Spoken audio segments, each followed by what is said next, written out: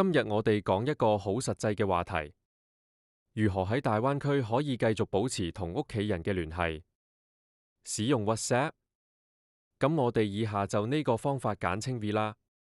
講到呢個話題，我諗係好多打算退休移居到大灣區嘅港人一定會諗嘅問題，因為我哋喺香港居住、生活、工作，可以話我哋身邊嘅方方面面都會用到，喺呢邊用唔到嘅一啲 app，譬如頭先講嘅我哋與朋友家人溝通用嘅 WhatsApp，亦都有人用 Facebook、IG 睇片，我哋睇 YouTube、睇翡翠台、Now TV 或者 Netflix 等等。Search 我哋用 Google， 仲有好多未講得晒。總之可以話絕大部分現時嚟講喺呢邊用唔到。咁如果真係移居過嚟冇咗呢啲，又真係會令人覺得好似生活改變咗好大嘅。唔通真係要改變同仔女家人嘅溝通方式，由 WhatsApp 改用 WeChat？除咗使用習慣，仲要屋企人一齊適應，呢啲對於大部分人係會覺得非常困擾嘅。咁我其實同大家一樣都面對類似嘅問題。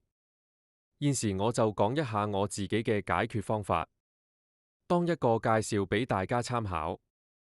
首先我哋要講一個明確嘅結論，就係官方係唔允許嘅，所以即係話冇可能有一個長期穩定嘅方式。無論俾錢或免費，都一樣無法保證。呢個係我個人嘅睇法。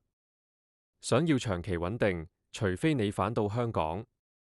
雖然香港都唔夠膽確定仲有幾耐，但起碼現時仲係可以合法使用嘅。因此，就必須要面臨一啲唔確定性。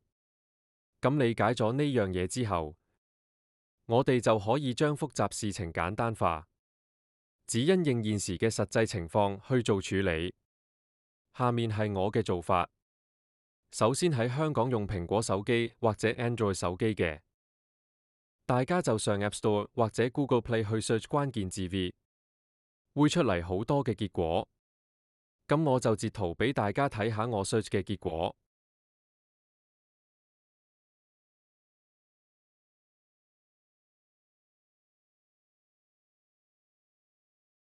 我建議大家趁喺香港就多啲 down 呢啲 apps， 因為呢啲嘢過到嚟係未必咁方便可以俾你 down 嘅。咁 down 完呢啲 apps 之後，要有個基本嘅設定。咁我諗呢個都大同小異，不過一定要係香港搞晒，因為有啲會需要你登入 Google 賬號確認。用手機或者 Pad、iPad 或者 Samsung Pad down 晒呢啲之後，等你上嚟嗰陣時，你就喺呢度嘅 WiFi 環境下一嘗試，睇下邊一個係用得比較好又暢順嘅。我估每一個地方結果都會有唔同，所以你只可以揀你自己覺得用得過嘅就 OK 啦。至於過一段時間有冇改變，咁你唯有再轉嘅啫。搞掂晒呢啲嘢之後，起碼用手機同屋企人聯絡呢方面就可以解決啦。講完最基本需要，咁如果係有啲娛樂需求，譬如話睇 Netflix 或者係 YouTube 睇片，又或者係睇翡翠台 Now TV 嗰啲，咁淨係靠手機或者 Pad 嗰個 mon 實在太細啦。咁我嘅方法呢就喺拼多多、淘寶、京東 search 連接嘅手機與電視嘅連接線。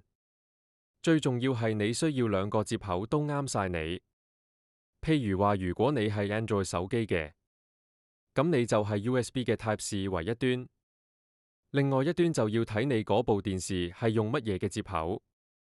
簡單連接就實現大電視網睇嗰啲節目啦。咁我其實都嘗試過用無線投屏嘅方式，我發覺係唔得嘅，因為多數無線投屏佢有個前提，就係要求部手機同電視係一個共同嘅 WiFi 下面。但係由於你部手機已經上咗 V，所以實際上手機同電視已經唔係同一個 WiFi 下面，咁即係話你就冇辦法無線投屏啦。呢個係無線投屏嘅原理決定嘅。咁我用呢個方法實實在在解決咗用電視睇節目嘅問題。咁我相信我哋之所以考慮移居大灣區，除咗生活環境、居住空間有好大改善之外，與家人嘅聯絡、電子娛樂方面都唔希望有好大嘅改變。咁現時呢個方法，我覺得不至於令到自己嘅生活做出太大嘅將就。如果有其他老友記仲有一啲更加好嘅方法，好歡迎提出嚟俾大家參考。咁今日就係講咁多，希望大家都有個愉快嘅退休生活。拜拜。